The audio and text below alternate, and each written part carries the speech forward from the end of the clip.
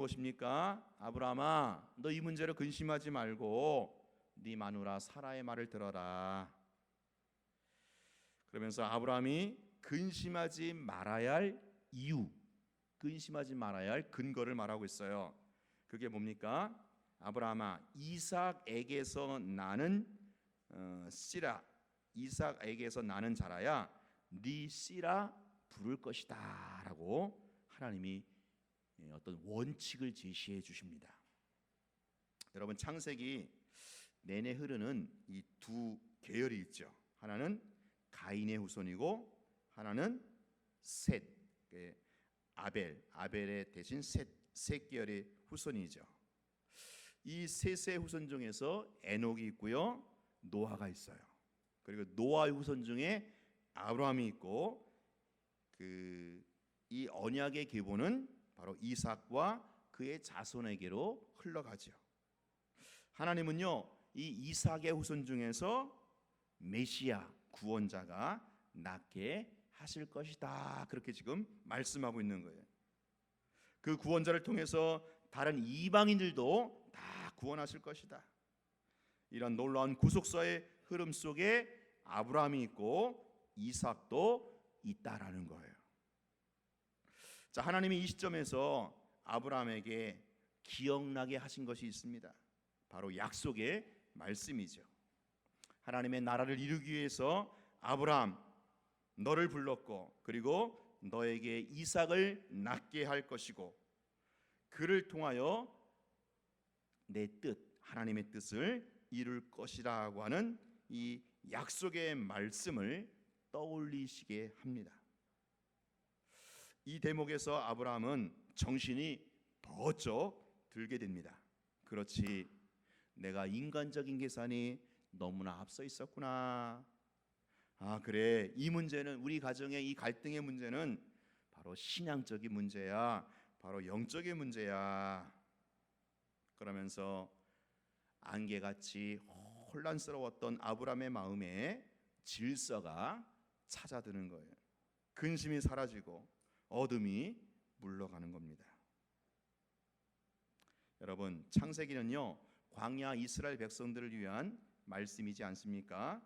출애굽을 했지만 어디로 가야 할지, 무엇을 해야 할지 모르고 방황하던 이스라엘 백성들에게 하나님이 주신 게 두 가지가 있어요. 하나는 율법이고 또 하나는 성막이에요.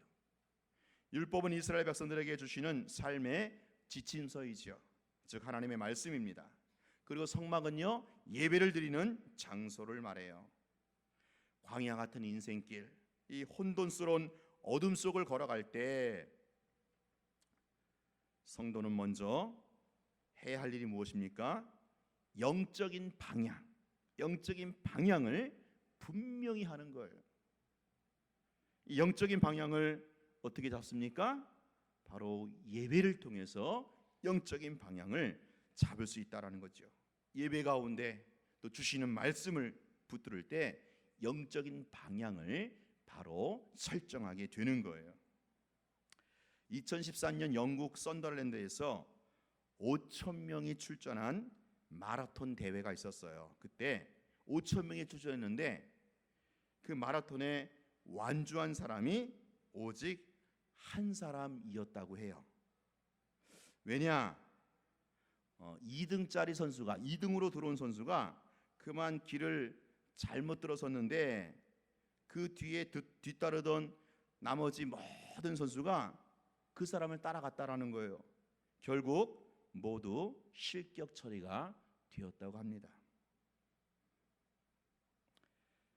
여러분, 재작년에 포항에 지진이 발생했잖아요. 이 지진 진앙지에서 불과 3km 떨어진 곳에 그 한동대가 있었는데 이때 상황을 한 신문이 이렇게 다루고 있어요.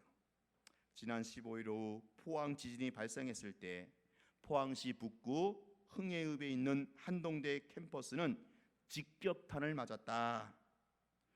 바깥 유리창이 산산이 부서지고 건물 외벽이 우르르르 떨어져 나갔다. 학생들이 지진으로 흔들리는 건물에서 빠져나오는 그 영상이 화제가 되었어요. 이날 현장에 있던 한 학생은 탱크가 지나간 것 같은 그런 엄청난 굉음과 함께 진동이 10여 초간 울리더니 건물 유리창이 물결치듯 심하게 흔들렸다. 그렇게 말했습니다. 학생들은 엄청난 충격에 빠졌죠. 그런데 인명피해는요, 경상 4명이 전부였어요. 약간 다친 경상 4명. 왜냐? 학생들과 교직원들이요, 그 전에 경주 지진이 있었는데 그 경주 지진 이후에 14페이지짜리 지진 매뉴얼을 만들었다고 합니다. 그리고 올해 4차례에 걸쳐서 대피 훈련을 했다는 거예요. 그들에게는 바로 지침서가 있었다라는 거죠.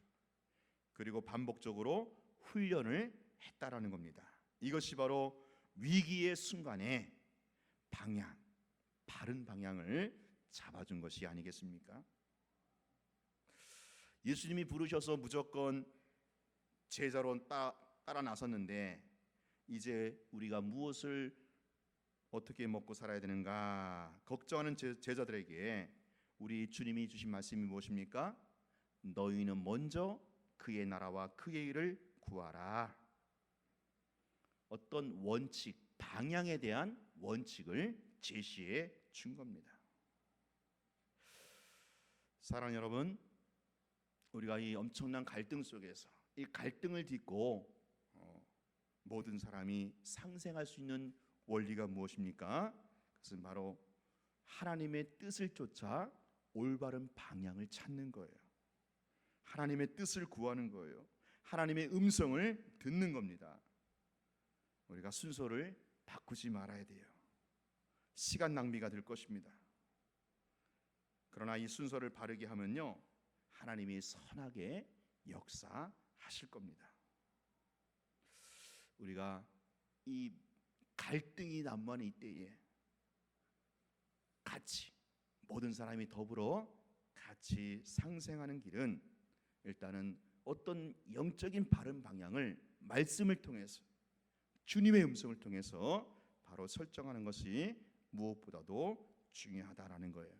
그러므로 여러분, 새해는요 매일 성경 읽는 거, 성경을 통해서 우리가 성경 프로그램이 많이 있잖아요. 성경 읽어주네, 크로스웨이, 그리고 또 새가족 모임, 또 새벽기도, 수요 기도 때 선포되는 말씀, 무엇보다도 주일 예배에 선포된 말씀, 그 말씀이 바로 올바른 방향을 제시해주고 설정해 준다라는 거예요. 두 번째, 이 갈등을 딛고 더불어 상생하는 길은 바로 이스마엘을 과감히 떠나 보내야 된다라는 거예요. 이스마엘과 이별을 고해야 돼요. 여러분 14절을 보겠습니다. 우리 14절 같이 한번 읽어볼까요? 시작. 아침에 일찍 일어나 떡과 물 한 가죽 부대를 가져다가 하갈의 어깨에 메워주고 그 아이를 데리고 가게 하니 하갈이 나가서 브엘세바 광야에서 방황하더니. 자, 영적인 방향을 먼저 잡은 아브라함이 그 다음에 이어진 행동이 무엇입니까? 그는 고민하지 않고 아침에 일찍 일어나서 이 아이와 엄마를 내보내는 거예요. 이스마엘과 하갈을 내보냅니다. 여러분, 이스마엘이 누구입니까? 하나님이 아브라함에게 80세쯤에 나타나셔서 분명히 약속하셨거든요. 창세기 15장 4절에 보면 네 몸에서 난 자가 네 상속자가 되리라.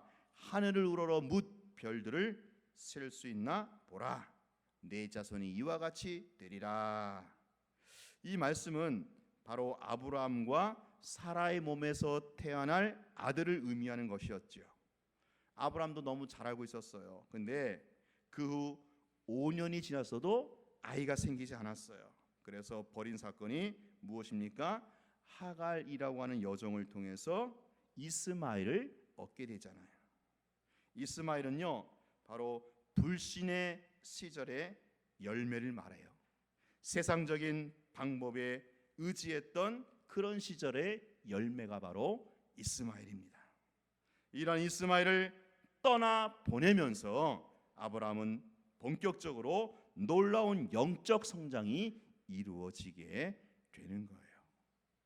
여러분, 이스마엘을 떠나 보내야 갈등이 봉합되고 더불어 상생할 수 있는 길이 열린다라는 거예요. 오늘 내가 떠나보내야 할 이스마엘이 무엇입니까? 하나님이 기뻐하지 않는 어떤 습관, 신앙생활에 방해가 되는 어떤 버릇입니다. 이것은 나 스스로 너무 잘 알고 있어요. 알면서도 결단을 못할 뿐이지 않습니까? 또한 내가 떠나보내야 할 이스마엘이 무엇입니까? 용서하지 못한 사람들과의 관계일 수 있어요. 우리 예수님은 70번씩 7번까지라도 용서하라고 하셨어요. 주님은요, 내가 받은 상처와 분노는 안중에도 없으신가? 그게 아니에요. 주님은요, 내가 용서하는 길이야말로 용서해야만 내가 산다라는 거예요. 마태복음 18장 18절에 너희가 무엇이든지 땅에서 풀면 하늘에서도 풀리고 무엇이든지 땅에서 매면 하늘에서도 매이리라. 우리가 주님이 우리에게 용서하라고 하는 이유가 무엇이에요? 용서하는 것이 곧 내 영혼이 사는 길이기 때문에 그래요. 또한 내가 떠나보내야 할 이스마엘은 누구입니까? 내가 너무 의지하는 사람일 수 있어요. 때로는 그 사람이 하나님의 자리를 대신하고 있거든요. 그를 떠나보내야만 합니다. 그 사람이 아니면 내가 쫄딱 망할 줄 알았는데 오히려 더 놀라운 반전이 일어나지 않습니까? 오늘 우리가 이 갈등을 딛고 더불어 상생하는 길은 이스마엘을 떠나보내는 거예요. 마지막 세 번째, 광야의 길을 만드시는 하나님을 신뢰하고 광야로 나아가는 거예요. 믿음으로 광야로 행진하는 겁니다. 자, 14절 후반절에 보겠습니다. 그 아이를 데리고 가게 하니 하갈이 나가서 부엘세바 광야에서 방황하더니 15절에 가죽 부대의 물이 떨어진지라 그 자식을 관목 덤불 아래에 두고. 자, 여기 물이 떨어진지라 단 한 방울의 물도 남지 않았다라는 거예요. 자식을 관목 덤불 아래에 두고라는 것은 이 두고라는 이 표현은요, 마치 그 구약에 보면 시체를 던질 때 쓰는 표현이라고 합니다. 지금 소년 이스마엘은 그야말로 뜨거운 사막에서 거의 탈진하게 되었다라는 거예요. 몸을 가누지도 못하고 죽어가게 되었다라는 거예요. 자, 여러분, 제가 질문할게요. 아브라함은요, 왜 넉넉히 양식을 챙겨주지 않았을까요? 지금 떠나보내는 하갈과 이스마엘에게 왜 넉넉히 양식을 챙겨주지 않았을까요? 여러분, 아브라함 집안에 남종이 몇 명 있습니까? 318명 있잖아요. 그 300명 이상 되는 남종 가운데 몇 명이라도 지금 하갈과 이스마엘에게 딸려 보낼 수 있지 않습니까? 왜 그러지 않았을까요? 다시 돌아오지 말라고요. 아마도 사라의 눈치를 보지 않았을까요? 사라의 눈치를 보는 거예요. 마누라의 눈치를 볼 수밖에 없는 이 남편, 아버지의 무능함의 극치입니다. 너무나도 무능한 아버지 아브라함의 모습이 나오는 거예요. 여러분, 지금 이 순간에 이 사라의 이 차가움도 문제지만 아브라함의 무능함도 문제라는 거예요. 자, 이런 문제 가운데 그 위에 어떤 현상이 일어납니까? 펼쳐집니까? 우리 16절부터 보세요. 우리 16절부터 18절까지 한번 읽어볼까요? 시작. 가죽 부대의 물이 이르되 시작. 이르되 아이가 죽는 것을 참아보지 못하겠다 하고 화살 한바탕 거리 떨어져 마주 앉아 바라보며 소리내어 우니 하나님이 그 어린아이의 소리를 들으셨으므로 하나님의 사자가 하늘에서부터 하갈을 불러 이르되 하갈아 무슨 일이냐 두려워하지 말라 하나님이 저기 있는 아이의 소리를 들으셨나니 일어나 아이를 일으켜 네 손으로 붙들라 그가 큰 민족을 이루게 하리라 하시니라. 하나님이 하갈의 기도를 들으셨어요. 하나님은요 아브라함의 기도나 사라의 기도만 들으시는 분이 아니셔요. 하갈의 기도도 들으시는 분이에요. 지금 하갈이 울었어요. 그런데 하갈이 울었는데 하나님이 뭐예요? 어린아이의 소리를 들으셨다라고 해요. 그리고 눈을 열어서 샘물이 있는 곳을 보여주셨어요. 울기는 누가 울었어요? 엄마가 울었잖아요. 근데 하나님은 아이의 아픔의 소리를 들으시고 아이를 살려주십니다. 여러분 하나님은요 통곡하는 어머니의 기도를 너무나 귀하게 여겨주셔요. 그래서 그 자기 자녀들을 위해서 우는 기도를 들으시고 하나님이 직접 천사를 보내시는 거예요. 여러분 자식을 위해서 우는 엄마의 눈물 하나님이 결코 외면하지 않으신다라는 거예요. 자, 이 장면에서 사라를 한번 봅시다. 사라. 이 사라는요 굉장히 무서운 여자로 등장해요. 아마도 갑질의 원조입니다. 그리고 아브라함은 굉장히 무능한 남편이에요. 하갈은 말도 안 되는 대우를 받으면서 쫓겨나잖아요. 그는 사회적으로 매우 학대받는 위치에 처하게 된 것이에요. 그런데 무슨 일이 생겼습니까? 광야에 길이 생기고요, 사막에 강이 나타나게 된 것입니다. 그리고 이 이스마엘을 통해서 한 가정을 이루게 하고 후에는 이스마엘을 통해서 큰 민족을 이루게 하십니다. 여러분 하나님은 어떤 분이십니까? 지금 아브라함이 전혀 상상할 수 없는 방법으로 그 아브라함의 식구를 살리시는 분이셔요. 하갈이 전혀 꿈꾸지 못했던 그런 놀라운 일을 이루시는 분이 하나님이셔요. 여기 보세요. 인간의 악행, 이 사라의 이 악함 있잖아요. 그래서 이 눈물과 아픔 속에서도 하나님은 이삭을 향한 계획은 그 계획대로 이루시고 이스마엘을 향한 당신의 계획도 실수 없이 차질 없이 이루고 계시는 거예요. 이스라엘 백성들이 바벨론 포로 생활을 70년 동안 했잖아요. 처절한 패배주의가 그들을 붙들고 있었어요. 갑자기 제국이 바뀌었어요. 바벨론에서 페르시아로. 페르시아의 고레스를 통해서 자유를 선포하십니다. 고국으로 돌아가서 성전을 지어라, 건축해라. 그러나 그들은요 페르시아 그 수상궁에서 예루살렘까지 약 2,500km 되는 이 기간 동안에 도적들을 만나서 다 죽게 될 것입니다. 가는 동안에 야 우리는 배고파서 다 죽게 될 것이다.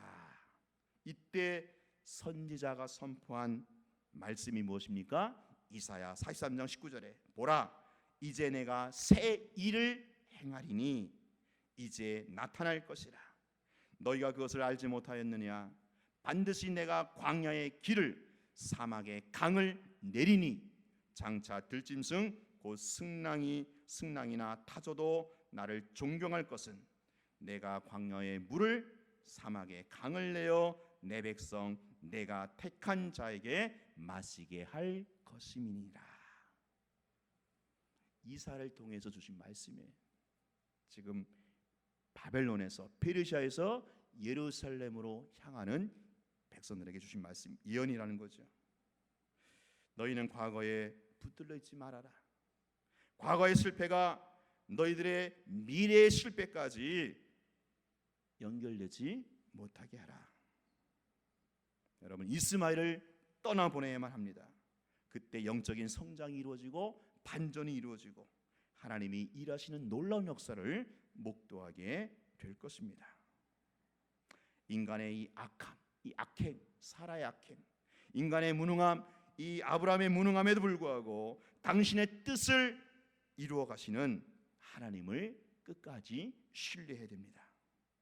사람은요, 자주리를 실망시키잖아요. 그렇기 때문에 우리가 정말 의지할 분이 누구인가, 이거 한번 생각해 봐야 되는 거예요.